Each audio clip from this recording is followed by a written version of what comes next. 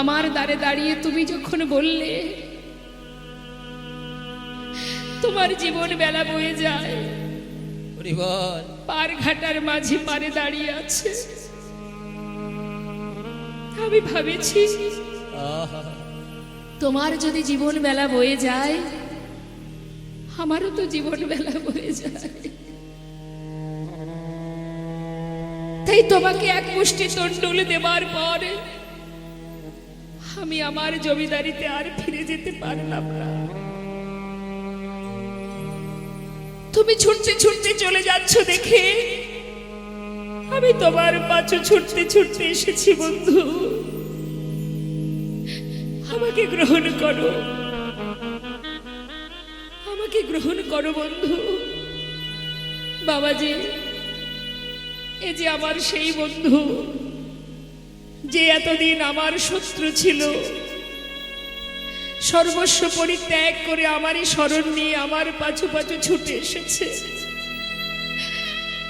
ওকে গ্রহণ করো বাবা, বাবাজি, ওকে তুমি গ্রহণ করো।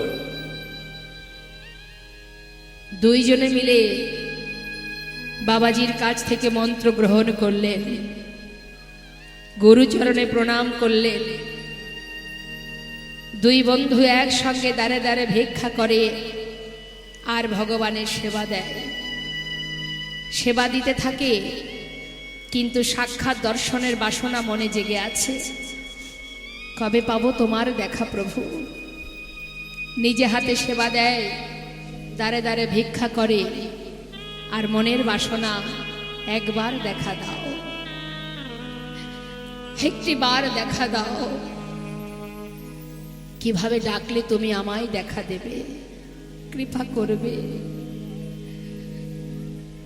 একদিন মনস্থির করলেন এই প্রাণ আমি আর রাখবো না।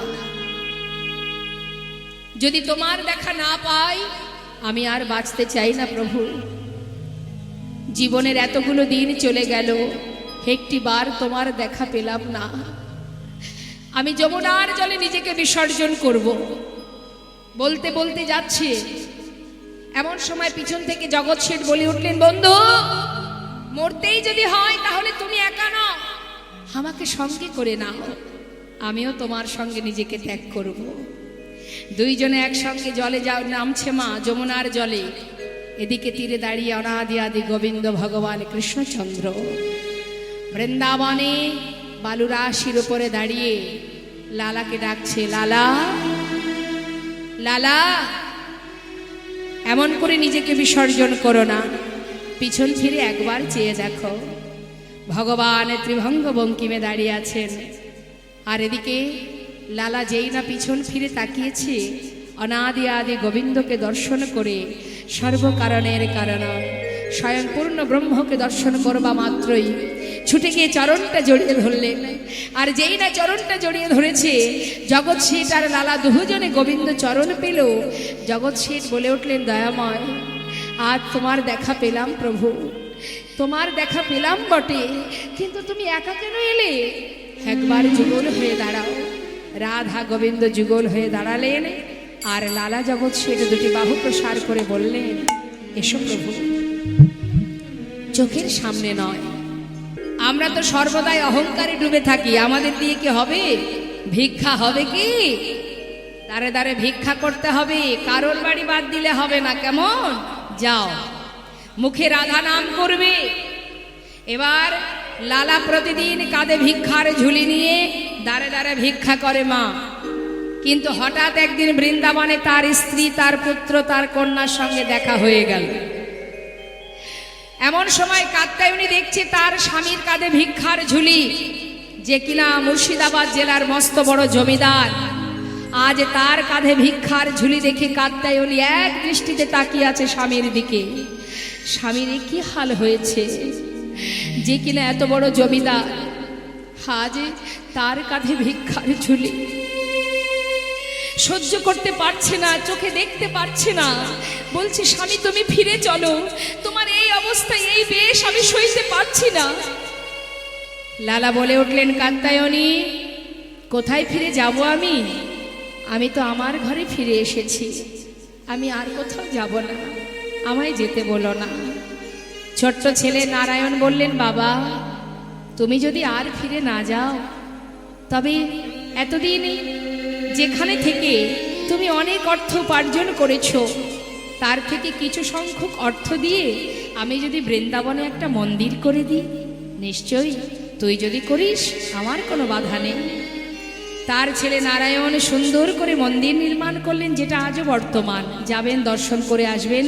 বৃন্দাবনের রাধাকুণ্ডের পাড়েই কিন্তু লালার মন্দির আছে। সেই মন্দির নির্মাণ করবার পর সেই মন্দিরে যে বিগ্রহ স্থাপন করলেন, যার নাম কৃষ্ণচন্দ্রমা, সেই বিগ্রহ প্রতিনিয়ত সেবা দেবার জন্য একজন পূজারীকে রাখা হয়েছে। কেন? লালা নিজে হাতে সেবা দিতে পারে না, লালার তো দীক্ষা হয়নি মা। যত সময় দীক্ষা না হবে, তুলসীর মালা কণ্ঠে না পরিধান হবে, তত সময় আপনার হাতের রাজভোগ ভগবান গ্রহণ করবেন না। তার কারণ তিনি তুলসী ছাড়া কোনো কিছুই গ্রহণ করেন না। আপনার অঙ্গে যদি তুলসী না থাকে, ভগবান আপনাকেও গ্রহণ করবেন না। তাই আপনি যদি সেই ভোগ দিতে যান, আপনার অঙ্গে তুলসী নেই, আপনি নিজে হাতে ভগবানকে ভোগ দিতে যাচ্ছেন, আপনার ভোগ ভগবান নেবে কি করে? আপনার অঙ্গে তুলসী নেই, আপনি যে প্রণাম করছেন তার চরণে নিজেকে নিবেদন করছেন, কিন্তু আপনার গায়ে যদি তুলসী না থাকে, ভগবান তো আপনাকেই গ্রহণ করবেন না। তাহলে আপনার দেওয়া ভোগ তিনি কি করে সেবা করবেন? তাই আজ বাবাজি বললেন, যত সময় তোমার দীক্ষা না হবে তুমি কিন্তু সেবা দিতে পারবে না। কিন্তু মা প্রতিদিন সে কর্ম থেকে কোনোদিনই সরে যায় না, ভিক্ষা করে দাঁড়ে দাঁড়ে, কিন্তু নিজে হাতে প্রভুকে সেবা দিতে পারে না। এক দৃষ্টিতে প্রভুর চোখের দিকে তাকায় আর বলে, প্রভু কি অপরাধ করেছি আমি? সর্বস্ব ত্যাগ করে তোমার কাছে এসেছি, কেন তুমি আমায় গ্রহণ করছো না? কেন আমি নিজে হাতে তোমায় সেবা দিতে পারছি না? কি অপরাধ আমার? কোন পাপের কারণে আজ তুমি তোমার কাছ থেকে বঞ্চিত রেখেছো বলো প্রভু? চোখের জলে বুক ভাসিয়ে মন্দিরে বসে বসে কাঁদে, নিজে হাতে তার বদলে কিছু দিতে পারে না, এটাই তার দুঃখ। হঠাৎ একদিন পূজারীকে বলছে, পূজারী আজ আর আমার ভিক্ষা করতে ভালো লাগছে না, পূজারী শোনো না, আজ একটা কাজ করবে। পূজারীকে জড়িয়ে ধরে বলছে, পূজারী আজ আর ভিক্ষায় যাব না, তুমি আজ আমাকে একটু প্রসাদ দিও, কেমন? আমি একটু গুহার মধ্যে বসে বসে ভজন করব, কেমন? আমার কথা ভুলে যেও না, একটু প্রসাদ দিয়ে এসো কিন্তু। এই বলে লালা গুহার ভিতরে গিয়ে আপন মনে ভজন করছে আর বলছে, দয়াময় এই রইলাম আমি গুহার মধ্যে বসে, আর আমি বাইরে বেরোবো না। যত সময় তুমি আমার সামনে এসে না দাঁড়াবে, আমি গুহা থেকে আর বাইরে বেরোবো না।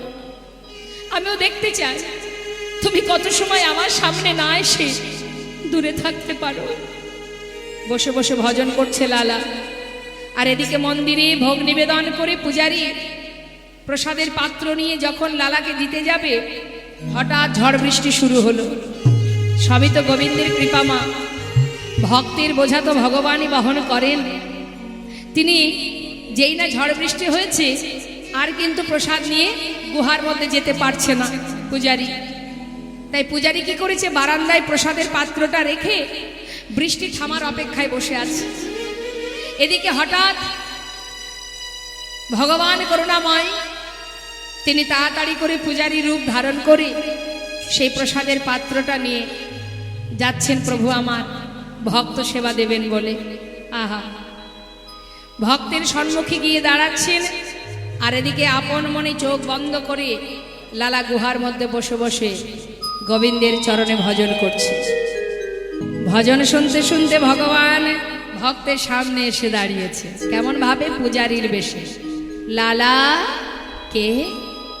আমি পূজারী। তুমি প্রসাদ খাবে না? এই নাও, ধরো ধরো প্রসাদ নাও। লালা কিন্তু প্রসাদ খেলেন, কিন্তু চিনতে পারলেন না মা। প্রসাদ খাওয়া শেষ হয়ে গেল, আবার পাত্রটা নিয়ে গোবিন্দ ফিরে গেলেন। যেই না ঝড় বৃষ্টি থেমে গেল, প্রকৃত যে পূজারী সে হঠাৎ মন্দিরের ভিতর থেকে বাইরে এসে দেখছে প্রসাদের পাত্রে প্রসাদ নেই। কি ব্যাপার? প্রসাদগুলো কি হলো? আচ্ছা, হয়তো বৃষ্টি থামার পর কোনো ভক্ত এসে প্রসাদ নিয়ে চলে গেছে। ঠিক আছে, তাতে কোনো দুঃখ নেই, মন্দিরে তো অনেক প্রসাদ আছে, একটু না হয় দিয়ে আসি। এই ভেবে আবার পুনরায় একটা পাত্রে প্রসাদ নিয়ে যাচ্ছে গুহার ভিতরে।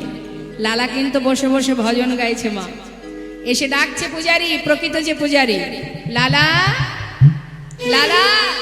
কে? আমি পূজারি। প্রসাদ খাবে তো তুমি? এই তো তোমার জন্য প্রসাদ এনেছি। কি করব বলো, এত বৃষ্টি হচ্ছিল, আমার একটু আসতে বিলম্ব হয়ে গেছে। নাও নাও নাও, শিগগিরই নাও, প্রসাদ খেয়ে নাও। লালা বলছে প্রসাদ? পূজারি, আমি তো প্রসাদ খেয়েছি। খেয়েছো? হ্যাঁ, তুমি তো দিয়ে গেলে। আমি তো আসিনি লালা। তুমি আসনি? কি বলছো তুমি? একটু আগে আমায় প্রসাদ দিলে, আমি প্রসাদ খেলাম, তারপর তুমি চলেও গেলে, আবার এলে যে। লালা, আমি তো এই প্রথম এলাম, আমি তো এর আগে আসিনি লালা। তুমি আসনি? তবে তবে কে এসেছিল আমার কাছে? লালা, তা দেখতে কেমন? তোমারই মতো, তোমার মতো বেশ, তোমার মতো দেখতে। আমি তো তোমাকেই ভেবেছি লালা। আমার মতো দেখতে, আমার মতো বেশ, সে এসেছিল তোমার কাছে।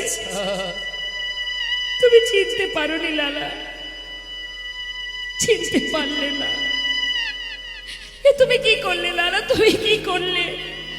পূজারি, তুমি কার কথা বলছো? আমি কিছুই বুঝতে পারছি না। কে এসেছিল? পূজারি বলো, কে এসেছিল আমার কাছে? লালা, প্রশ্ন করছো আমার কাছে? বলো, বুঝতে পারছো না? এখনো বুঝতে পারছো না লালা? তুমি প্রশ্ন করছো আমায়। কি বলবো তোমায় আমি? মিছে কেন পুছো রে, আমার বলা কিছুই না। মিছে কেন পুছো মোরে, আমার বলা কিছুই নাই। যে যা করে করান তিনি, সবার অন্তরে সে যে রয়। যে যা করে করান তিনি, সবার অন্তরে সে যে রয়।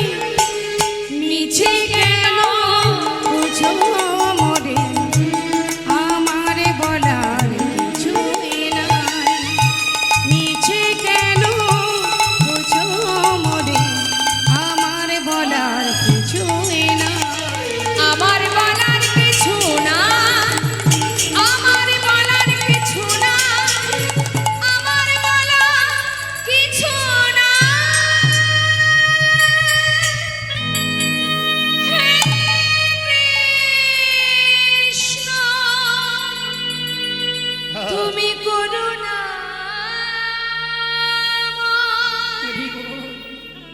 তুমি করুণা, করুণা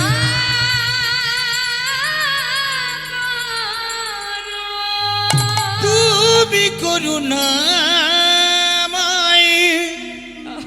করুণা করো। ছুটতে ছুটতে গুহা থেকে বাইরে এসে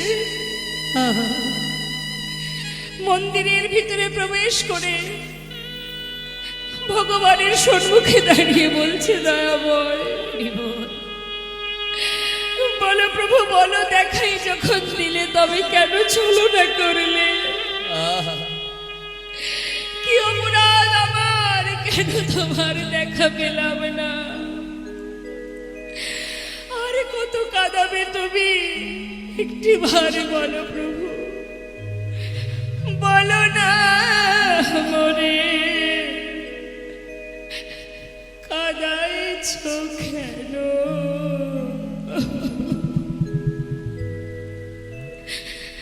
করিছ কেন ছলনা?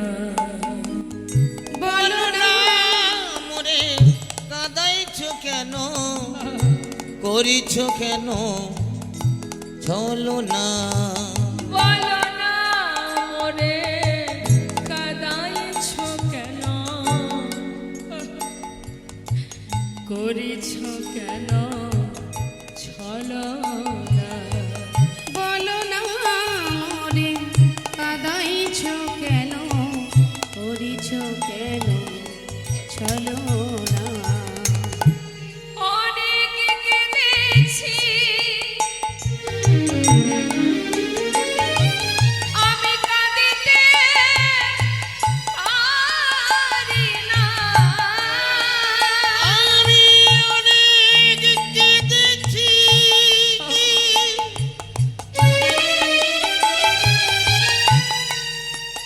আর কাঁদতে পারি না। ও প্রভু, দেখা কি মরে দেবে না? করিছ কেন ছলো না? বলো না মোরে কাঁদাইছ কেন, করিছ কেন ছলো না? বলো না মোরে কাঁদাইছ কেন, করিছ কেন ছলো না? ছুটতে ছুটতে সেই বাবাজির কাছে গিয়ে বাবাজির চরণটা জড়িয়ে ধরে বুকের মধ্যে বলে উঠলেন, বাবাজি, আজ তোমায় বলতে হবে তুমি কেন আমায় দীক্ষা দিলে না? কি অপরাধ আমার, কেন আমি দীক্ষা পেলাম না? তুমি জানো বাবাজি, আমি তার দেখা পেয়েছিলাম কিন্তু চিনতে পারিনি আমি। আমায় বলো বাবাজি, কেন তুমি দীক্ষা দিচ্ছ না? লালা, এখনো তোমার সময় হয়নি, সময় না হলে দীক্ষা দিতে পারবো না। বাবাজি, কেন আমার সময় হয়নি? কি অপরাধ আমার? যত সময় তুমি না বলবে আমি তোমার চরণ ছেড়ে কোথাও যাব না বাবাজি, কোথাও যাব না। লালা, বেশ, তাহলে শোনো লালা, তোমার অপরাধ কোথায় জানো? তোমাকে আমি বলেছিলাম তুমি সবার দ্বারে ভিক্ষা করবে, সবার দ্বারে ভিক্ষা করেছো ঠিকই, কিন্তু জগৎ শেঠের দ্বারে তুমি এখনো ভিক্ষা করনি। কেন লালা, জগৎ শেঠের দ্বারে ভিক্ষা করনি কেন? বাবাজি, ওদের সঙ্গে আমাদের বহুদিনের বিবাদ দ্বন্দ্ব লেগে আছে, তাই আমি যাইনি। কেন বিবাদ, কেন দ্বন্দ্ব, কেন? বাবাজি, জমিদারির কারণে ওদের সঙ্গে আমাদের দ্বন্দ্ব। লালা, তুমি কি এখন আর জমিদার আছো? না। তোমার জমিদারি আছে? না। তাহলে বিবাদ কেন থাকবে লালা? মনের ভিতর থেকে হিংসা পরিত্যাগ করো। হিংসা পরিত্যাগ করে যে তোমার এতদিনের শত্রু তার বাড়িতে নতমস্তকে ভিক্ষা করে নিয়ে এসো। যত সময় তোমার অহংকার দূর না হবে তত সময় তোমার দীক্ষা হবে না। ভিক্ষার ঝুলি কাঁধে নিয়ে এবার যাচ্ছেন মা জগৎ শেঠের বাড়িতে। তাই জেনে রাখুন, কোনো ধর্মীয় কাজ যখন আপনারা করবেন, যার যার বাড়িতে করুন আর কমিটির ভক্তগণরাই করুন, যেখানেই হোক না কেন, ধর্মীয় কাজে কখনো হিংসা নিয়ে, কারোর প্রতি বিবাদ নিয়ে, দ্বন্দ্বতা নিয়ে কখনো ভগবানের সেবা হয় না। আপনি যত টাকায় খরচ করুন না কেন, যে আপনার চিরশত্রু, আপনি তার বাড়িতে নতমস্তকে নিমন্ত্রণ জানিয়ে তার কাছ থেকে ভিক্ষা করে এনে তবেই যদি সেবা দিতে পারেন, তবেই আপনার সেবা সার্থক হবে, না হলে বৃথা। তাই আজ জগৎ শেঠের দ্বারে যাচ্ছে যে এতকালের শত্রু ছিল, তার দ্বারে ভিক্ষার ঝুলি নিয়ে দাঁড়ালেন, চিৎকার করে বললেন, ভিক্ষাং দেহি। যেই না বলা তাকে দেখেই চিনতে পেরেছে দাঁড়ি, আচ্ছা এ তো আমাদের চিরশত্রু লালা এসেছে দ্বারে ভিক্ষা করতে।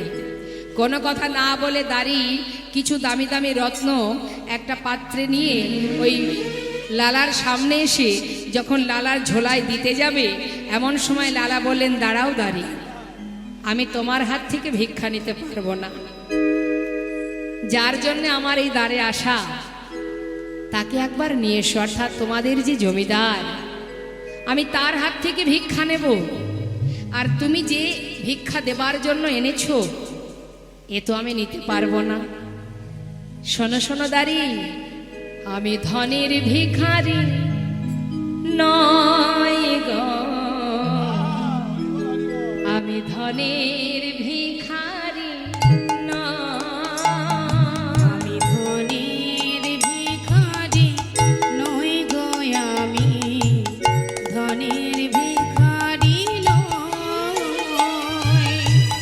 চাই গো যে আমি এক মুষ্টি ভিক্ষা, চাই গো যে আমি এক মুষ্টি ভিক্ষা, চাই গো যে আমি এক মুষ্টি ভিক্ষা, চাই গো যে আমি এক মুষ্টি ভিক্ষা। তাই দুয়ারে দাঁড়ায়ে রই, আমি ধনের ভিখারি নই, আমি ধনের ভিখারি নই, আমি ধনের ভিখারি নই, আমি ধনের ভিখারি নই।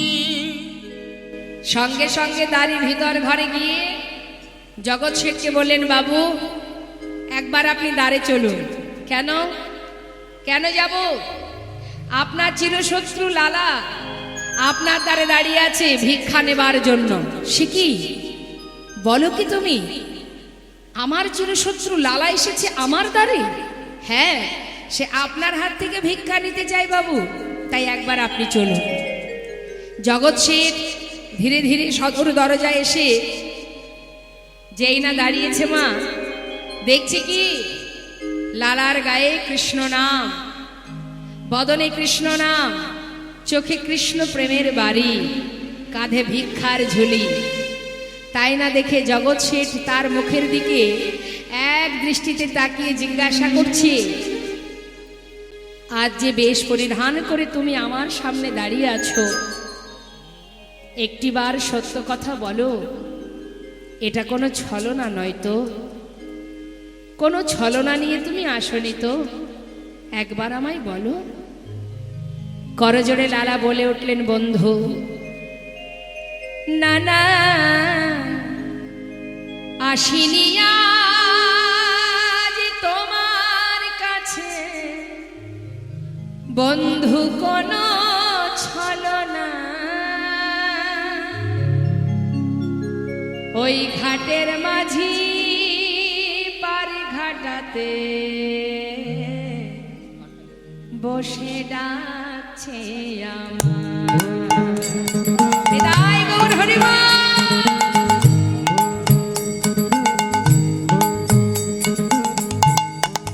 না না, আসিনি আজ তোমার কাছে বন্ধু, ও বন্ধু কোনো ছলনা,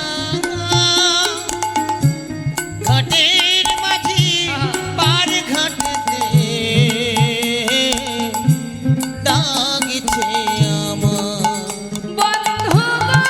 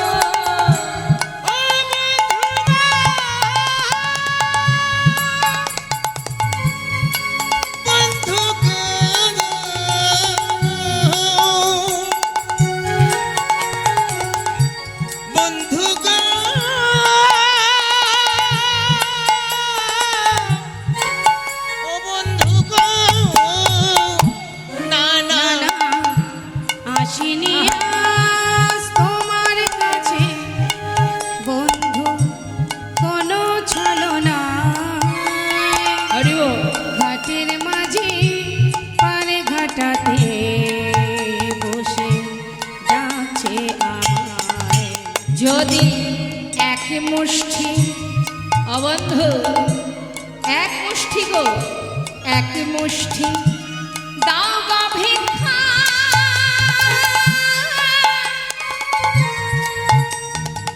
তবে হবে মোর গুরু পদে দীক্ষা বন্ধু আমায় এক মুষ্টি দাও গো ভিক্ষা তবে হবে মোর গুরু পদে দেখা। যাই গো আমার বেলা বয়ে যায় যাই গো আমার বেলা বয়ে যায় যাই গো আমার বেলা বয়ে যায়। ঘাটের মাঝি ডাকিছে আমার না না আসিনি তোমার কাছে বন্ধু কোনো ছোট গাছের মাঝে হোক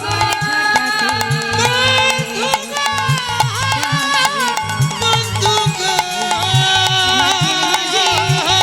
ঘাটাতে বন্ধু গো, বন্ধু গো। জীবন বেলা বয়ে যায়, আসার পালা শেষ, এবার শুরু হবে যাবার পালা। ফেরার কালে যখন শুনেছে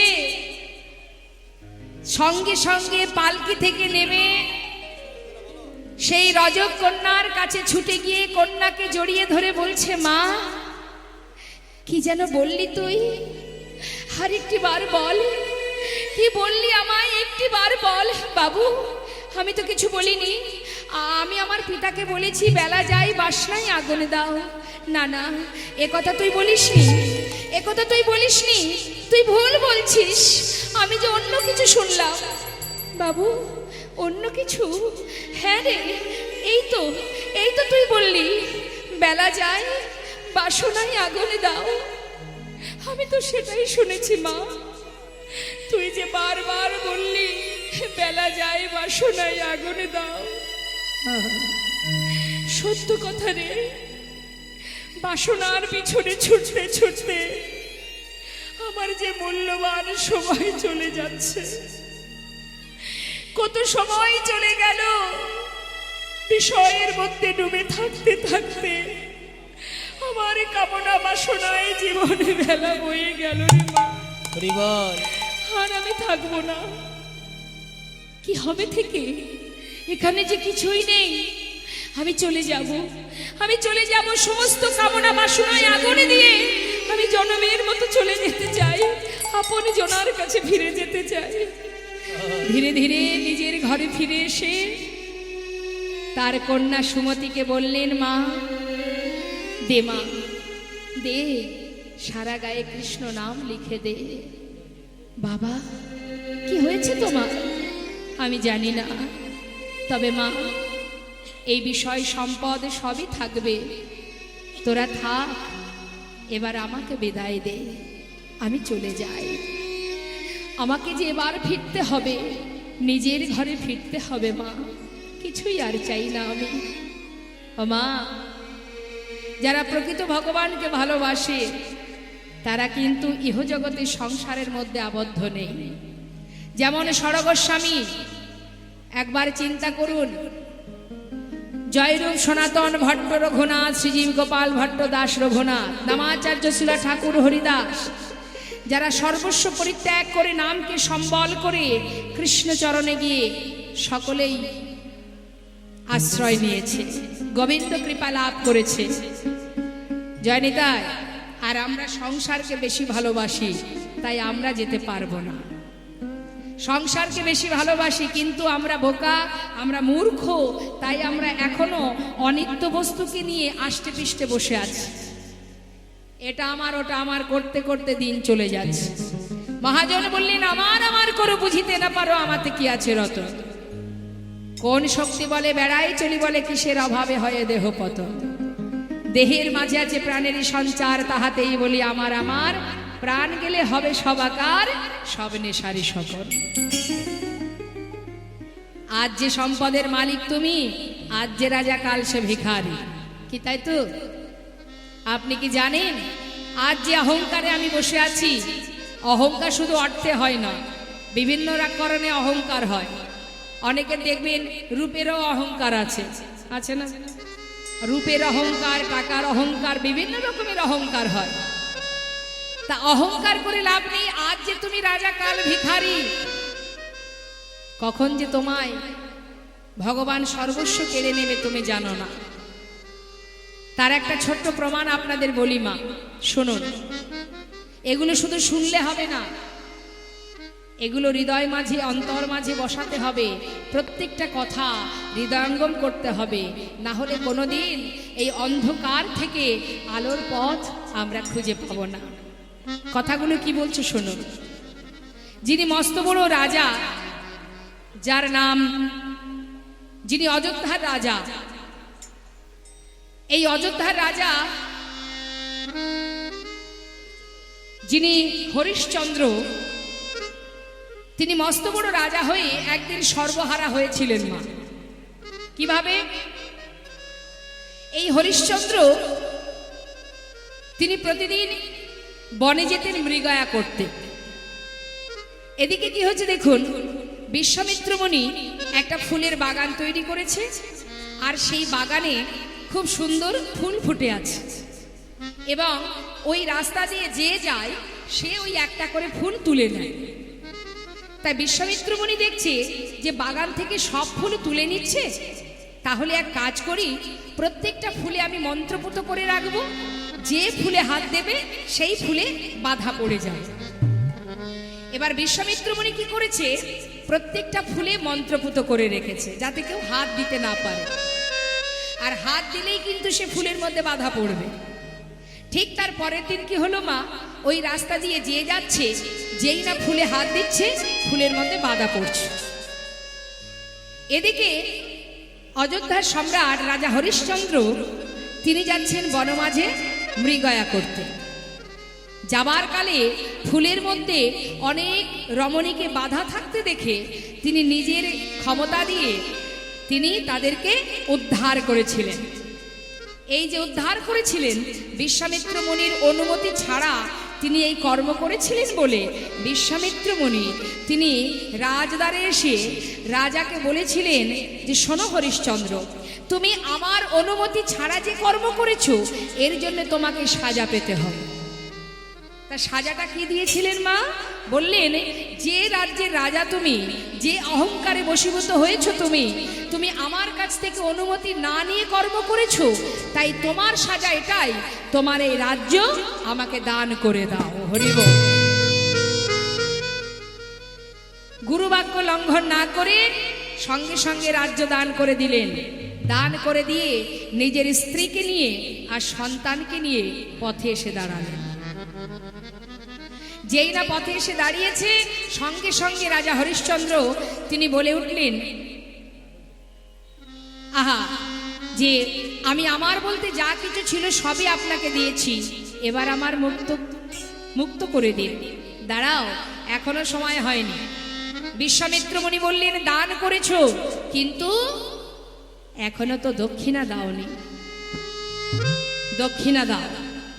যেই বলেছে দক্ষিণা দাও, আর কি আছে তার? কি দেবে সে? তার তো আর কিছুই নেই। অবশেষে নিজের স্ত্রীকে আর সন্তানকে নিয়ে দাঁড়ে দাঁড়ে চিৎকার করে সন্তানকে বিক্রি করার জন্য, স্ত্রীকে বিক্রি করার জন্য দাঁড়ে দাঁড়ে চিৎকার করে ডাকতে লাগলেন, কে আছো? দাসী আছে, দাসী নেবে গো, দাসী আছে, দাসী নেবে গো। চিৎকার শুনে একজন শুদ্ধ বৈষ্ণব তিনি এসে বললেন, বেশ, আমার দাসী প্রয়োজন, আমার ঘরে ভগবানের সেবার জন্য দাসী দরকার, তাহলে আমাকেই দিন। যখনই তার স্ত্রীকে দিয়ে দিলেন মা, সেই সঙ্গে সন্তানকেও দিয়ে দিলেন। দুইজনকে বিক্রি করে সেখান থেকে যে কড়িটা পেল, আর নিজেকে বিক্রি করে দিলেন কোথায়? নিজেকে বিক্রি করে দিলেন কালু ডোমের কাছে। কোথায় সেটা? কাশীধামে। কালুরমের কাছে নিজেকে বিক্রি করে যে কড়ি পেল সেই 2 কড়ি 1 করে গুরুর হাতে দক্ষিণা স্বরূপ দান করলেন। সর্বস্ব হারিয়ে শ্মশানে মরা পোড়ানোর কাজ করতে শুরু করলেন। যে ছিল এত বড় রাজা, মস্ত বড় রাজা, আজ শ্মশানে মরা পোড়ানোর কাজ করতে করতে হঠাৎ একদিন তার স্ত্রী শৈবা তার মৃত সন্তানকে নিয়ে শ্মশানে এসেছে দাহ করবে বলে। কিভাবে মারা গেল? বনের মধ্যে ফুল তুলতে গিয়ে সর্পদংশনে তার পুত্র রুহিতাশ্বর মৃত্যু হয়। এখন সেই সন্তানকে দাহ করার জন্য যখন শ্মশানে এনেছে মা, শ্মশানে এনে দেখছে যে তারই স্বামী শ্মশানে মরা পোড়ানোর কাজ করছে। নিজের সন্তানকে শ্মশানে দাহ করবে। শ্মশানের একটা নিয়ম আছে, দাহ করতে গেলে শ্মশানে কড়ি দিতে হয়। কিন্তু আজ যে সে কড়ি দেবে সেই কড়িটুকু তার কাছে নেই। তাই গঙ্গার ঘাটে বসে মস্ত বড় রাজা হরিশ্চন্দ্র আজ শূন্য হাতে বসে বসে কাঁদছে আর মাধবকে ডেকে বলছে, মাধব চেয়ে দেখো আমার দিকে, যা ছিল আমার বলতে সবই হারিয়েছি আমি। আজ যে শ্মশানে একটা কড়ি দেব সেই কড়িটুকু আমার হাতে নেই। কেমন করে উদ্ধার হব আমি? মুক্তি পাবো কেমন করে? পার করে নিয়ে যাবে কে? তাই গঙ্গার ঘাটে বসে বসে রাজা হরিশ্চন্দ্র চিৎকার করে কাঁদছে, মাধব চেয়ে দেখো এমন সাধের রাজ্য ছাড়ি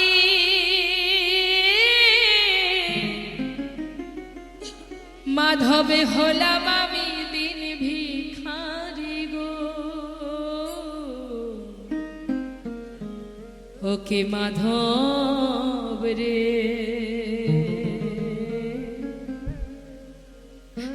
কৃপা করে ফিরাও নৌকা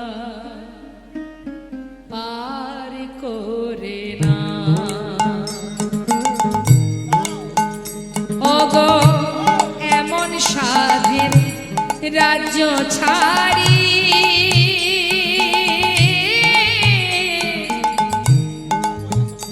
মাধব হলাম আমি দিন ভিখারি রে। ও কি মাধবী রে,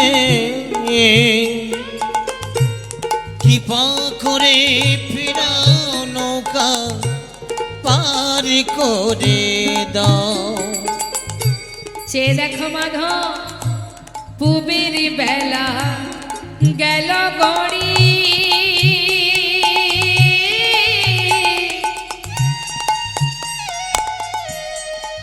মাধবী রে,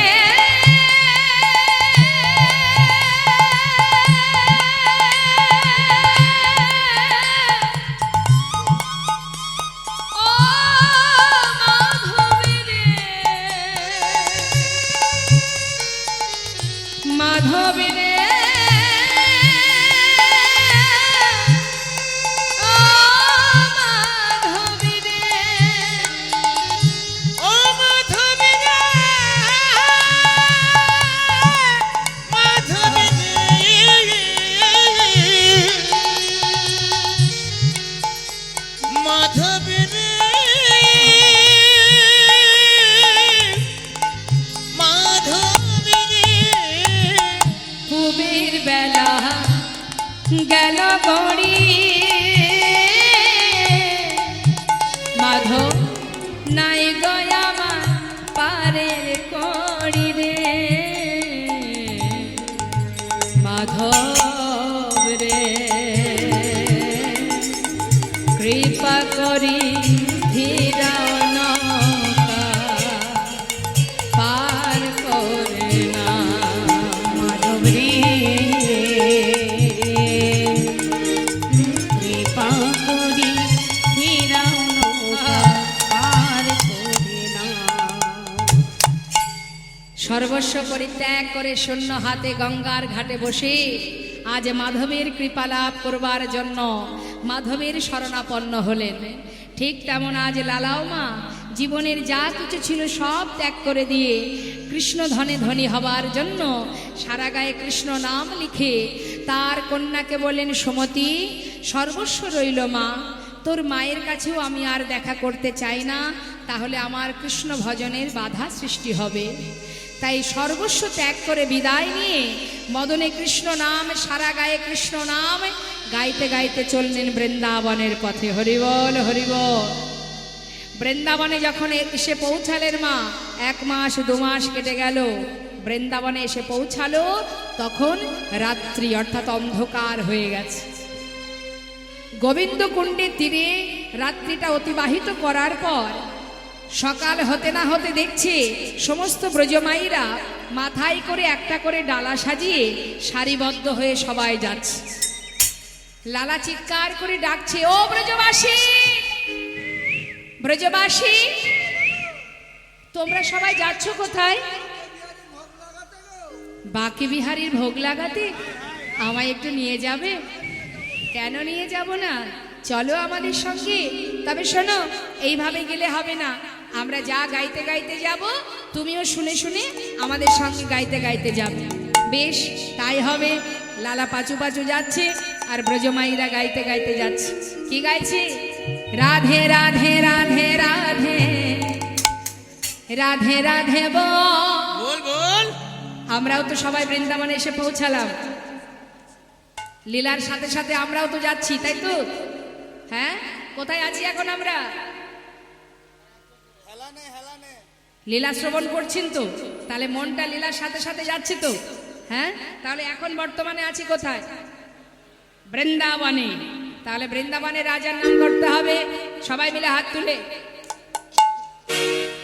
বাহ, দেখি তো কার কার হাত আছে। সবাই তুলেছেন তো? আমাকে ফাঁকি দিয়ে কোনো লাভ নেই, আমি তো নিমিত্ত মাত্র। হ্যাঁ, আমাকে ফাঁকি দিয়ে লাভ নেই। একটা কথা জেনে রাখবেন, মানুষের চোখের ফাঁকি দিয়ে যে কাজই আমরা করি না কেন, কিন্তু যিনি বসে আছেন প্রত্যেকের হৃদয় মন্দিরে, তার চোখের ফাঁকি কিন্তু কেউ দিতে পারবে না। কেমন? তাই আমি বলছি হাত তুলতে। এবার যার যার কর্ম তাকেই করতে হবে, কেউ কারোর কর্ম করে দেবে না। হাত তুলুন। তুলেছেন তো? সবাই তুলেছেন? এ জন্মে তুললে পরের জন্মে হাত পাবেন, না হলে কিন্তু আর হাত পাবেন না। বাহ, এবার হাতে তালি দিয়ে জোরে জোরে আমার সঙ্গে গাইবেন। রাধে রাধে রাধে রাধে রাধে রাধে রাধে রাধে রাধে রাধে রাধে রাধে বল বল রাধে রাধে রাধে রাধে রাধে রাধে বল রাধে রাধে রাধে রাধে রাধে রাধে বল বল রাধে রাধে রাধে রাধে রাধে রাধে বল রাধে রাধে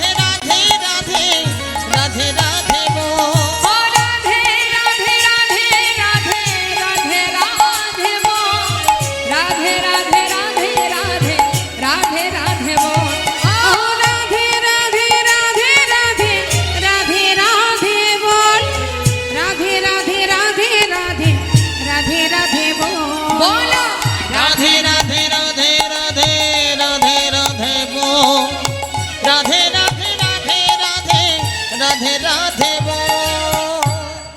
আচ্ছা, অনেকে দেখছি হাত গুটিয়ে দাঁড়িয়ে আছে ঠিক এইভাবে। কোনো সমস্যা আছে নাকি তাদের? এইভাবে হাত গুটিয়ে থাকার কি দরকার? দেখুন এইভাবে অনেকে দাঁড়িয়ে আছে, চিন্তা করছে হাত তুলে আর কি হবে। এটাকে বলা হয় অলসতা। হ্যাঁ, সারাদিন ভূতের খাটুনি খাটা হয় বাড়িতে, তখন হাত গোটানোর সময় হয় না, কিন্তু আসল কাজ করতে এসে তখন হাত দুটো আর কাজ করে না। হাত সেটাই যে হাতে গোবিন্দ সেবা হয়, হাত সেটাই যে হাতে সাধুগুরু বৈষ্ণবের সেবা হয়, ভগবানের সেবা হয়, সেটা হচ্ছে হাত। আর যে হাতে সারাদিন ধরে অর্থ উপার্জন করছি, খুন করছি, মারামারি করছি, মা বাবাকে চুলির মুঠি ধরে ঘর থেকে বের করে দিচ্ছি, এটা কিন্তু হাত নয়। হাত সেটাই, ভগবানের সেবায় যে হাত লাগে সেটাই হলো প্রকৃত হাত। আর জোরে জোরে হাতে তালি দিলে কি হয়? অলসতা কেটে যায়, জড়তা কেটে যায়, অহংকার দূরীভূত হয়।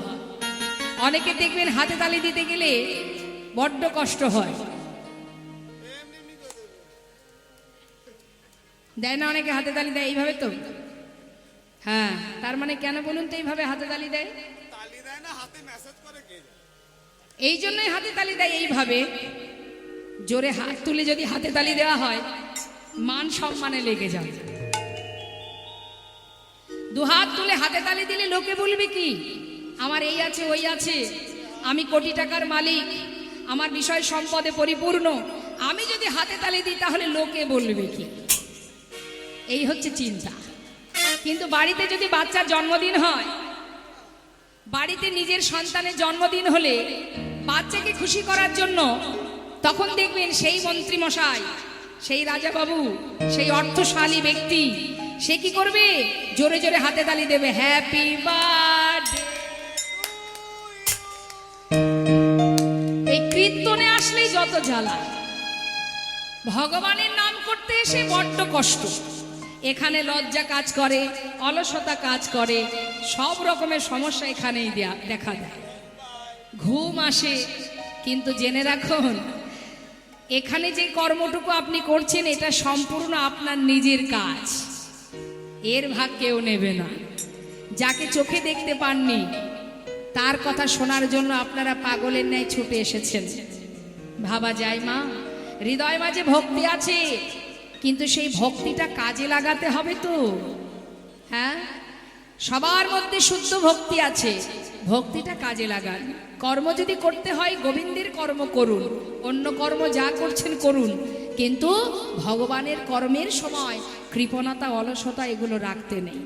কারণ আপনার আত্মা আর পরমাত্মার মিলন ঘটেছে, তাই আপনারা এখানে বসে আছেন। আমার কথা শোনার জন্য এখানে বসে নেই আপনারা, আপনারা বসে আছেন। আপনাদের বসিয়ে রেখেছে কে? স্বয়ং গোবিন্দ। তিনি আপনাদের বসিয়ে রেখেছেন, তাই আপনারা বসে আছেন। আমার জন্য কেউ বসে নেই আপনারা, আমার ক্ষমতাও নেই যে আপনাদেরকে আমি বসিয়ে রাখব। বসিয়ে রেখেছেন গোবিন্দ। তাই আসুন না সবাই মিলে আত্মার পরমাত্মার মিলন ঘটিয়ে ক্ষণিকের জন্য সব ভুলে গিয়ে দুবাহ তুলে একবার আশ্রয়তত্ত্ব রাধারানীর নাম জপ করি। প্রত্যেকে তুলুন, দেখি কে কে ভালোবাসেন। রাধে রাধে রাধেশ্বর রাধেশ্বর রাধে। বাহ, কৃষ্ণ কৃপা হোক, রাধারানী আপনাদের কৃপা করুক, এই কামনা নিয়ে আমরা সবাই মিলে একবার তার চরণ স্মরণ করব। রাধে রাধে, জয় রাধে। এখন ব্রজমাইরা রাধা নাম করছে, আর পিছন দিক থেকে যাচ্ছে কে? লালা। সে কি গাইছে? কৃষ্ণ কৃষ্ণ কৃষ্ণ কৃষ্ণ কৃষ্ণ কৃষ্ণ বল, কৃষ্ণ কৃষ্ণ কৃষ্ণ কৃষ্ণ কৃষ্ণ কৃষ্ণ বল বল, কৃষ্ণ কৃষ্ণ কৃষ্ণ কৃষ্ণ কৃষ্ণ কৃষ্ণ বল, কৃষ্ণ কৃষ্ণ কৃষ্ণ কৃষ্ণ কৃষ্ণ কৃষ্ণ বল বল, কৃষ্ণ কৃষ্ণ কৃষ্ণ কৃষ্ণ কৃষ্ণ কৃষ্ণ বল, কৃষ্ণ কৃষ্ণ কৃষ্ণ কৃষ্ণ কৃষ্ণ কৃষ্ণ বল। কি হলো? তবে কি নাম চলবে গো? বৃন্দাবনে কৃষ্ণ নাম চলবে না? তাহলে কি করব? মানে রাধা নাম? তা কি করে হয়? তোমরা কৃষ্ণ নাম, আহা রাধা নাম করছো, আমি কৃষ্ণ নাম করছি, এই তো দুজনেরই নাম হচ্ছে, সেটাই ভালো নয়? হবে না? তাহলে তোমাদের নামই করতে হবে। শোনো, তা হবে না, তোমাদের নামও থাক, আমার নামও থাক, অর্থাৎ আমরা একজনের নাম করব না, আমরা তো যুগল ভালোবাসি। হ্যাঁ, তাই আজ লালা বলছে শোনো শোনো, তোমাদের কথাও থাক, আমার কথাও থাক, একসঙ্গে গাইবো রাধে কৃষ্ণ রাধে কৃষ্ণ রাধে কৃষ্ণ বল, রাধে কৃষ্ণ রাধে কৃষ্ণ রাধে কৃষ্ণ বল বল, রাধে কৃষ্ণ রাধে কৃষ্ণ রাধে কৃষ্ণ বল, রাধে কৃষ্ণ রাধে কৃষ্ণ রাধে কৃষ্ণ রাধে কৃষ্ণ রাধে কৃষ্ণ রাধে কৃষ্ণ বল,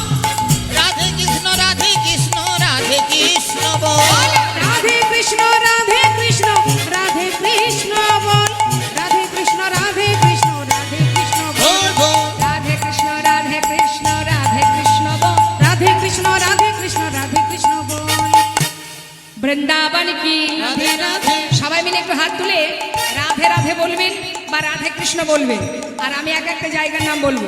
জোরে জোরে, হাত না তুললে জোর হবে না। হ্যাঁ, বৃন্দাবন কি, আর একটু জোর হবে কি, বৃন্দাবন কি, যমুনা মাই কি, রাধা কুণ্ড কি, শ্যাম কুণ্ড কি, আর একটু জোর হবে কি বাবা, বৃন্দাবন কি, যমুনা মাই কি, রাধা কুণ্ড কি, শ্যাম কুণ্ড কি, গোবিন্দ কুণ্ড কি, বিলাস বন কি, মধুবন কি, মৃধুবন কি, মোহন বন কি, মাধবী বন কি, কেশী ঘাট কি, বংশী বট কি, তাম্রবন কি, তমাল বন কি, লৌহ বন কি, নিধু বন কি, आगे पीछे दाहिने बाएं बोल बोल में ऊपर नीचे राधे राधे राधे राधे राधे राधे बोल, राधे राधे राधे राधे राधे राधे बोल, ओ राधे राधे राधे राधे राधे राधे बोल, राधे राधे राधे राधे राधे राधे बोल, राधे राधे राधे राधे राधे राधे बोल, राधे राधे राधे राधे राधे राधे बोल। प्रेम से बोलिए राधा रानी की, श्याम सुंदर की, बाके बिहारी लाल की। জয়। তাহলে যাচ্ছি কোথায় আমরা? বাকে বিহারীর মন্দিরে। বাকে বিহারী মন্দিরে সেবা হয়ে গেল। এখন সেবার পর লালাবাবুকে ভালো ভালো খাবার দিয়েছি, মানে প্রসাদ দিয়েছি। যতই হোক বাবা, জমিদার তো, ওমা ভালো ভালো প্রসাদ দিয়েছে লালাকে। লালা একেবারে উদর পরিপূর্ণ করে সেবা করেছে। সেবা করে গোবিন্দকুণ্ডের তীরে শুয়ে আছে। এখন যে কিনা জমিদারি সুখ স্বাচ্ছন্দ্যে জীবন কাটাতো, সেই যে সুখ, সেটা কিন্তু এখনো পুরোপুরি মন থেকে পরিষ্কার হয়নি। কি দেখছে না, বালির উপরে মাথা রেখে ঠিকঠাক ঘুম হচ্ছে না বলে ওই বালিগুলো এক জায়গায় করে একটা বালিশ করে নিয়েছে, নিয়ে সেখানে মাথা রেখে ঘুমিয়ে আছে লালা। সকাল হতে না হতেই তারই সামনে বৃন্দাবনের এক বাবাজি দাঁড়িয়ে আছে। চোখটা যেই না খুলেছে, খোলা মাত্রই দেখছে তারই সামনে এক বাবাজি।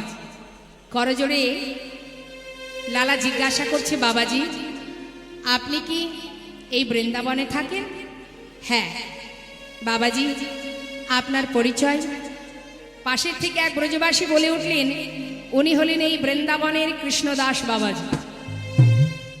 বাবাজি যদি এই বৃন্দাবনেই আপনি থাকেন, তাহলে একটিবার বলবেন বাবাজি, বৃন্দাবনে আমি কি করে গোবিন্দের দেখা পাবো? যেই না বলেছে, বাবাজি জিজ্ঞাসা করছে, তুমি গোবিন্দের দেখা পাবে?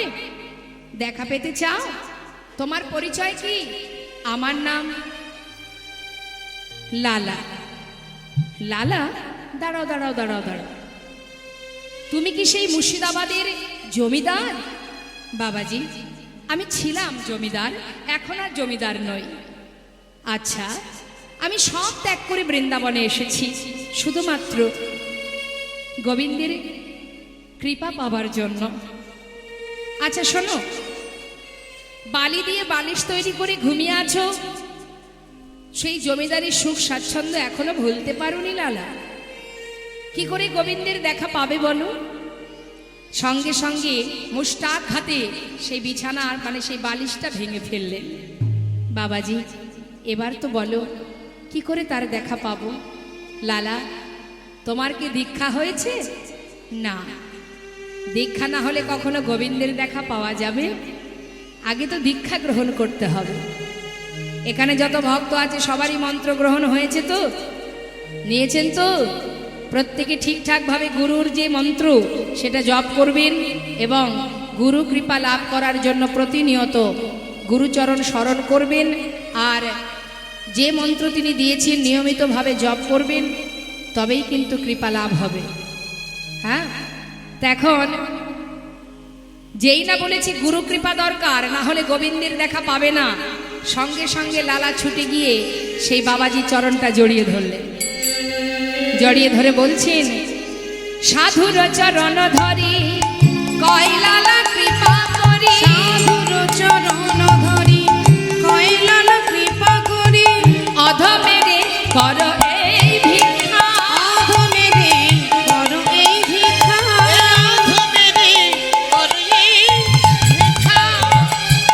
অবিষ্ট ধন পাইবারে ঘর ছেড়ে এসেছি ঘরে, অভিষ্ট ধন পাইবারে ঘর ছেড়ে এসেছি ঘরে, ফিরিব না কৃপা করে দাও মরে দীক্ষা। ফিরিব না কৃপা করে দাও মোরে দীক্ষা।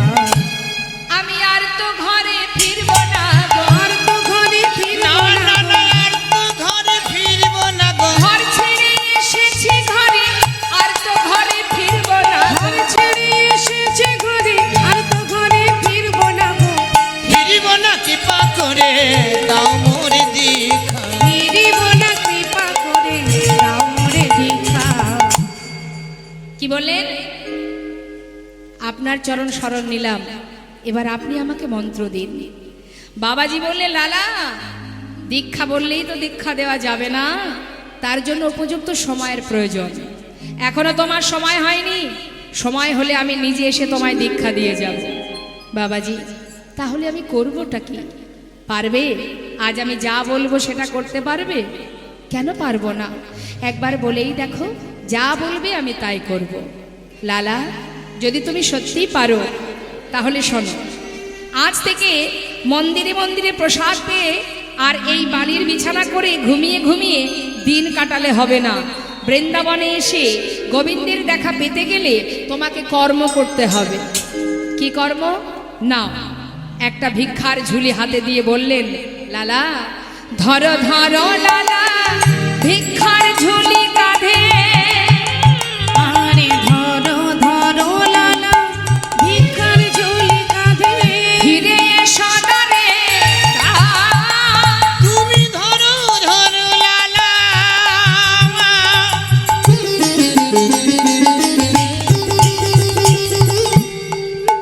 ওই না ভিক্ষার ঝুলি কাঁধে,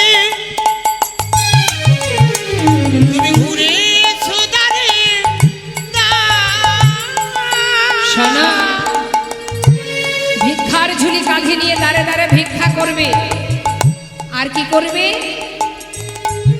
মুখে রাধা গুণগান ভিক্ষা মেগে না কৃষ্ণ পদ কর সার। মুখে রাধা গুণ গাও, ভিক্ষা মেগে নাও, কৃষ্ণ পদ করো সার।